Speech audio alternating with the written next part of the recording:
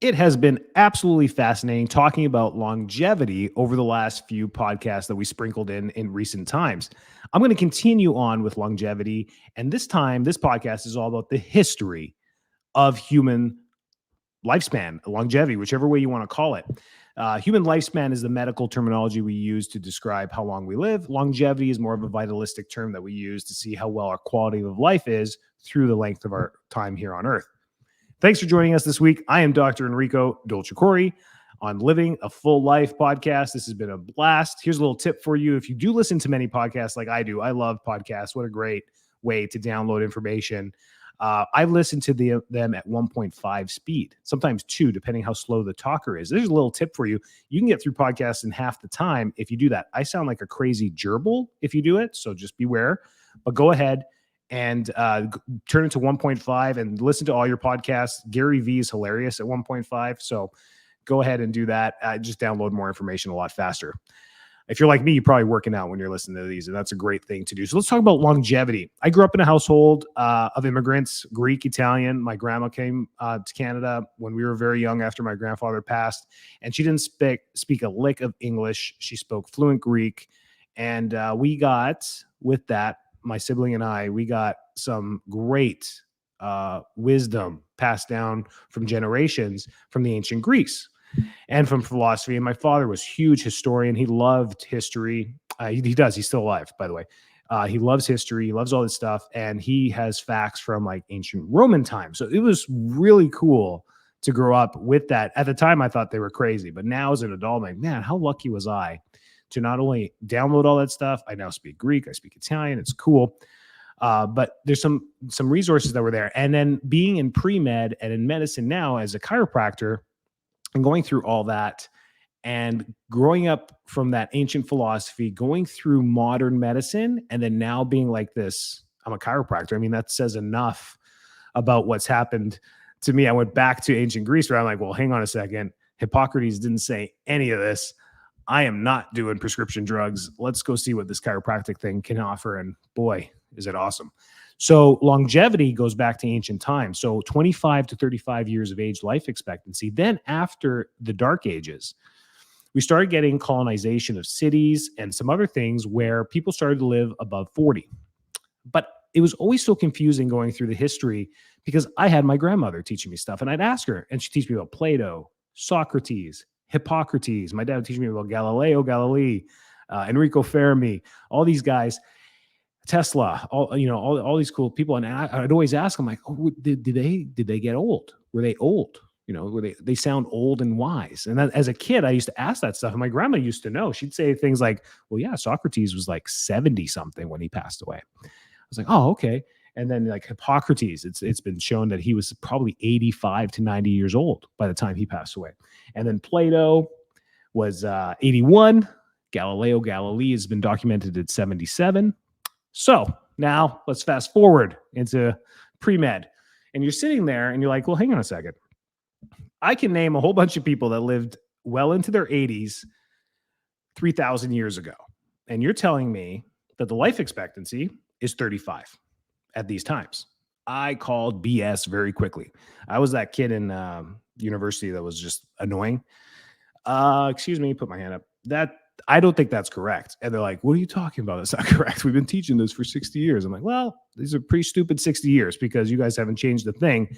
And you're saying wrong information because people used to live 70s, 80s, 90s, 3,000 years ago. What are you talking about? Like, why are you saying that the expectancy of people are less? And I'm gonna sum this up really quick because we want to get into the cool stuff and decrease all this negative talk. It's that life expectancy before was calculated on the total population, infant mortality, children, and total and the age of death. So we calculated everything. Nowadays, what we do is infant mortality is not, I repeat, is not used in the data to calculate adult mortality. We now decipher the two. Because infant mortality was really high back in the day. That's why people had 5, 6, 7, 10 kids. And then even though your kids were born and healthy, by 1 or 2, the flu could come in and wipe them out. These things were, even my dad's generation, he's a baby boomer, growing up in the farm in Italy, post-World War II, he was like, the flu is scary. Jaundice was scary. He went through jaundice twice. He was 17 the second time he had it, and the family was like scared. They're like, "Are you going to make it?" So these things used, and now modern medicine has taken us back to the with knowledge where we live longer because we're knowledgeable about stuff. So I called BS really early. I'm like, well, why were the ancient Greeks living so well before? It's because it was a different time and a different thinking. But sanitation was really important in the Roman Empire, the Greek Empire, the Ottoman Empire. Sanitation was really, really important. It was part of the culture to make sure that outhouses and sanitation were super clean. The markets were clean. There was always running water. And those things changed as we colonized after. And the Dark Ages were probably the worst time in human history where sanitation went straight down. People were literally squatting in front of their house, and the rivers would just take it down the street to your neighbor. Um, and that's why, life expectancy was so low. So all these, magical drugs that we're claiming will make people live longer, it's not true. It's not entirely true, but it doesn't mean that drugs are bad. It means that we need to understand history to understand human DNA and our human potential. You have to understand history. You can't ignore it. You can't ignore any history. History continues to repeat itself because it's just constant events that continuously happen over and over again. It's the limitations of matter. It's universal intelligence. It's just is. These are laws that just keep going through and through and through. So, Dr. D, what are you talking about? How do I live longer? What do I need to do? Don't squat in front of your house. Good. Thanks for listening this week. No, just kidding. That's definitely, sanitation plays a big role, and modern plumbing is the reason why we stay clean. Washing your hands, for Pete's sake. I mean, this is something that is still up to today been talked about. We wash our hands. Please. Have you ever been to a sporting event? I'm a guy. I go into the sporting events all the time. Got to use the bathroom at least once during that 3-hour time. Less than 50% wash their hands. Coming out of the stalls too. Like, I'm just like, oh my God. Like, okay, well, whatever. Maybe we could live to 90 instead of 72 if you guys would just wash your damn hands. But that's number one, is sanitation. And that's what changed things. And modern civilization, that's why we're there. Our dwellings are separated from family to family. We have sanitation. We got sewers. We got clean water. We got treatment plants. We got all this. And we have access to medicine. And most importantly, we have access to knowledge. Back then, they didn't know about viruses and germs and bacteria, right? They just knew people would pass and get sick, and they thought it was either a demon or a spirit or whatever it may be that was doing it. Yeah, I guess you'd have to come up with some theories, but we've come a long way, and knowledge is the key. So we all know this, and I joke about squatting, but I mean, that's the joke. I mean, no one would do that because we know that's filthy, and it's just not sanitary. So that's number one when it comes to longevity and how far we've come. So people used to live, humans throughout history have lived up to 100 from 4,000 years ago up till now. It's just seldom, because what happens is degeneration. And this is the limitless battle that we have for longevity and quality of life, is how do we minimize degeneration? Degeneration in the body is the key to longevity. The slower we can degenerate, the longer we could possibly live, but with the more quality of life we can live. And we're degenerating from so many different facets on every day based on stresses. And stresses come from physical, chemical, emotional, and mental stress. Mental and emotional can be lumped together, but I like to separate them. Physical, chemical, emotional, and mental stresses. And these things can break us down. We know mind over matter is a phenomenal human trait that once we tap into it, we have limitless control of not only our emotions and how we feel, but how we function. We can change how we function. You can go one day to the gym feeling not so well, feeling bummed, feeling stressed, go back the very next week and break your personal records because of your mind frame and how much more motivated you are that next week. So it's amazing what the mind can do. So the mind plays a big role. We can even manifest disease. There's quantum physics that show that constant beradation of the mind and constant negative affirmations or negative talk, self-talk, or being abused mentally too. People are just talked down all the time, can break down normal systems in the body as well. We start to get lethargic. It can break down hormone cascades in the body. It can wear down the pituitary. It can wear down the adrenals. It can wear down all these things just because of mental stress and emotional stress. So we know that. The physical stress that we put ourselves in right now is just sitting. We're sedentary. As amazing as humans are, we're definitely the top of the species chain in the world. We are, and I joke about this all the time, the weakest. The power of a deer that walks through your backyard, if they kick you, they could kill you. You could try and kick the deer. You're not going to kill the deer. I know all you rifle association people are like, well, I have a gun. Yeah, I understand. We're not talking about that. We're talking about like physical power. A squirrel in your front lawn could send you to the ER. I've seen it. They scratch you the wrong way, they cut you the wrong way, and they'll run away. You're going to the ER, they're going back up in the tree eating an acorn. Like, that's how pathetic we are compared to other animals on this surface of the planet. You can't really beat up anybody. A mouse, I guess. I used to work with mice. I guess you could beat up a mouse, but if they bite you, it hurts and you run away. So when it comes to that physical battles, we weren't given the gift of strength. However, being sedentary for so long has made us very weak. And I tell guys, the guys I work with testosterone and hormone and sleep apnea and just trying to get quality back, because we're trying just to get oxygen back into their body through chiropractic and movement and exercise. And we facilitate their back pain. We get them stronger. We get them better. I tell them, hey, you know how much you should be bench pressing as a 41-year-old? They're like, oh, I don't even bench press. I'm like, it's okay. And I don't recommend it, but you know how much you should be working yourself up to? It's 375 pounds. I mean, you should be able to easily bench press 375 pounds. And they're like, as a male, as an adult male, 40-year-old, then it starts to go down after that as we age. But at our peak, between 25 and 40, you should be able to bench press 375 pounds. Not just once. You should be able to do 3 to 5 reps. So that comes from our neurological strength standpoint of where our limitations are and true strength as humans. That's where we should be. An orangutan can bench press 800. A gorilla could probably bench press 1,000. I mean, not that they would, but they could push and lift and throw other gorillas around the jungle all the time. A horse, who knows what they could pull or push. We literally measure car strength and horsepower. So when we compare ourselves to other animals, strength is a huge neurological strength. It's a huge brain exercise is a huge brain facilitator for our overall health and longevity. So losing our strength over time is what makes us weak and degenerates us faster. That's where we get things like osteopenia, osteoporosis, susceptibility to fracture, decreased calcium, decreased potassium in the body, decreased mineralization. And these things are highly degenerative processes. So exercise plays a huge role in living a long and healthy life. So that's physical. So the physical stresses are just not moving. It's working at a desk long periods of time, not putting in the time to exercise, not getting on the floor and doing some planks or some push-ups or something vigorous that helps us going. Working retail and standing on your feet does not count as exercise. Being a landscaper does not count as exercise. Being a bricklayer does not count as exercise. My dad always used to say this growing up.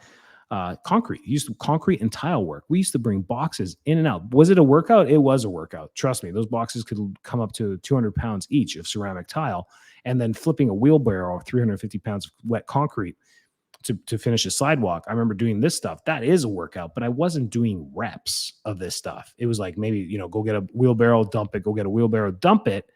Then you have to take out the rake and, grade this stuff and then take out the finishing tools and start finishing before it dries out. So it wasn't like it was a repetitive strain, but we sweat and we worked hard, but it doesn't count as your workout. If you're an electrician or in the trades or do any of this, you should also be going to the gym and doing facilitated workouts to help increase strength at all times. We should always be working on strength. And this goes for females as well. The numbers change. You don't have to be doing 375. You may never bench those numbers. Don't worry about that. And I'm not a big fan of the bench press anyways. Don't worry about this stuff.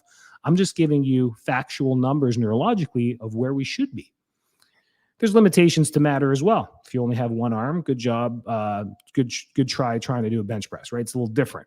If you have osteoarthritis, if you have, it depends what's happening. There's limitations to our matter as well. So we understand that as well. These are just guidelines. It's just a wow number, a wow factor that made me think, holy smokes, 375, that's a lot. That's a lot. I think that's my record. I remember trying it, and I was probably 23 years old. So am I going to try it again? No. Will I try and work up to it? Sure. But I don't know if I'll ever get there again. So that's that. Then there's chemical. This is going to probably take up most of the rest of the podcast. The chemical degeneration we put ourselves through is beyond any time in human history. We are bombarded with chemical negatives, chemical stresses all around us at all times. Pollution's at an all-time high. For air quality, internal home dwelling air quality, um, VOCs from our sprays, Glade plugins, aromatherapies, all these things that we're breathing in all the time. That's just air quality. Then we have water quality pollution. Just our water's just not good. A home water filtration system is mandatory in North America.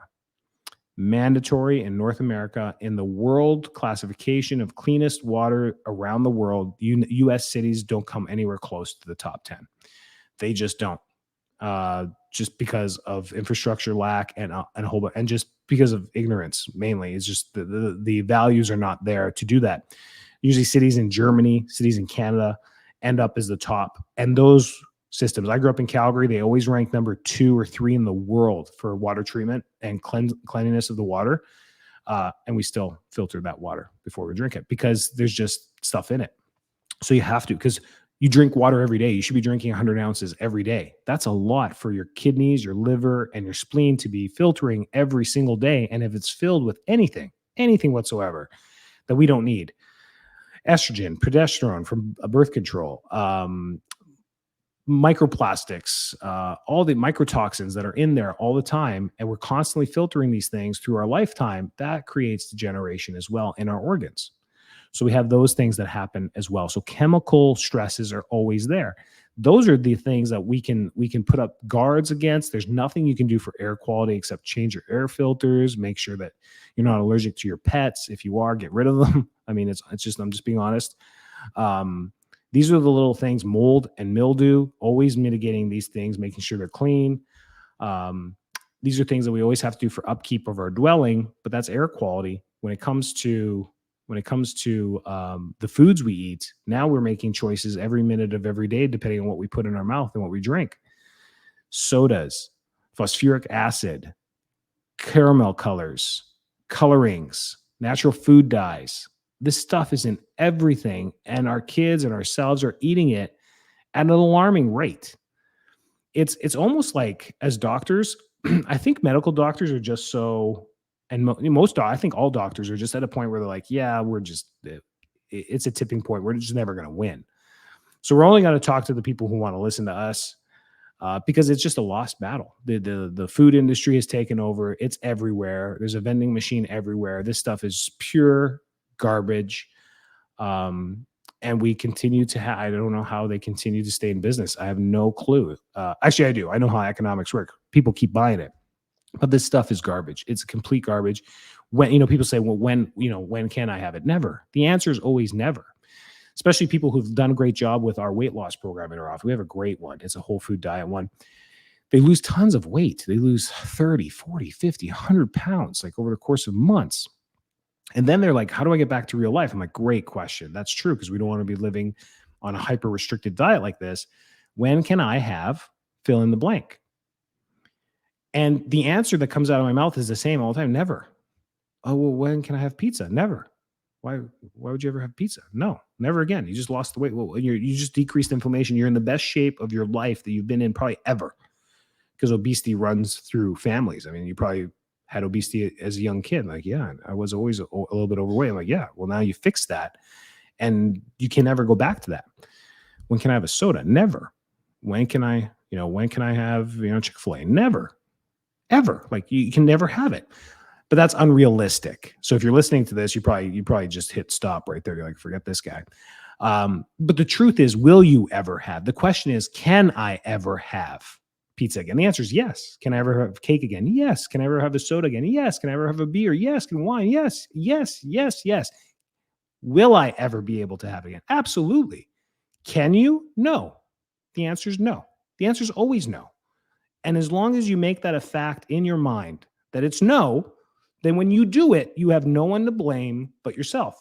I come from a socialized Medicare country. It's painful when people hurt themselves and then expect their neighbor to pay for it. We have the same system here. You guys don't understand this in America. You're paying your monthly premiums to your whatever private healthcare system, and the reason you're paying it for is to take care of the sick people.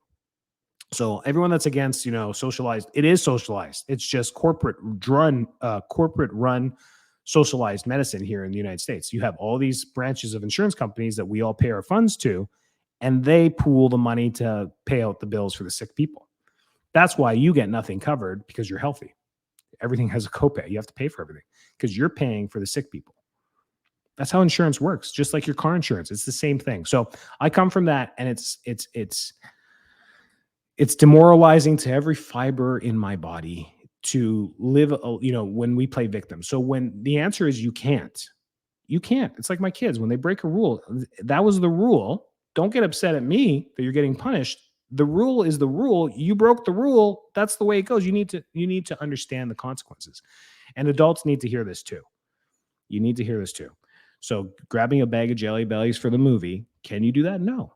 You're absolutely insane. Completely lunatic to do that to your blood sugar levels and insulin spike your system like that.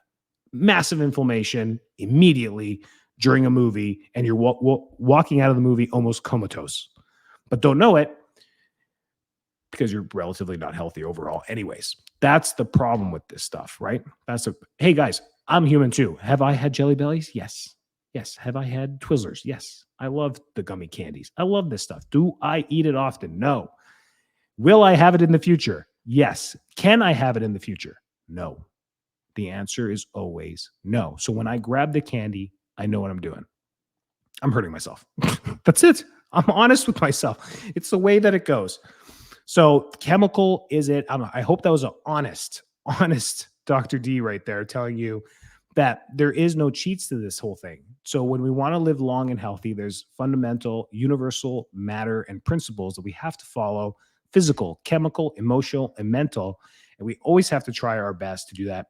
Tons of resources out there for you. The whole food diet, paleo diet, Mediterranean diet, all these guidelines are there for you to follow healthy lifestyle type diets.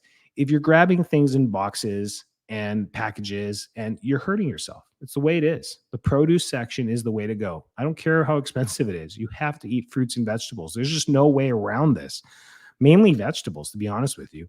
You got to have some servings of vegetables every day. And then if you enjoy meat, some lean protein through that as well. If you don't enjoy meat, you got to be getting your protein from other sources. And the protein-based legumes, beans, and hearty vegetables through that, wheat, grain, all this stuff has protein in it as well. So that's a balanced diet through that, and minimize the stresses. So the point of longevity in this podcast today was minimizing chemical, physical, emotional, and mental stresses. So we didn't talk about, diets and all these things to do like we normally do. This was strictly a talk about the things we don't need to do. And I started off a little comical with squatting in the street. Don't do that, right? It's all don't. These are the things that we don't do. Wash your hands, keep sanitary, keep clean, keep your dwelling clean. We do a good job as society because that's it. If somebody were to pick their nose and try and shake your hand, you'd probably get a little upset or at least taken aback and probably not shake their hand because of what we know as society, right? And we need to keep moving in this direction. And what's happening is we're becoming ignorant to history repeating itself over and over again, and why life expectancy for the first time in recorded history is now going in the wrong direction. The baby boomers were pushing this right to new records, and then now Generation X, Millennials, and Z are not going to live as long as the Industrial Revolution generation. So we have to listen to that. But you absolutely can, because you listen to our podcast. Hope you enjoyed it. If you have any more questions, anything you need, reach out to us. You can find us on all social media platforms at Full Life Chiro or Full Life Chiropractic. We're there for you. Have a great week. Stay healthy. Stay well.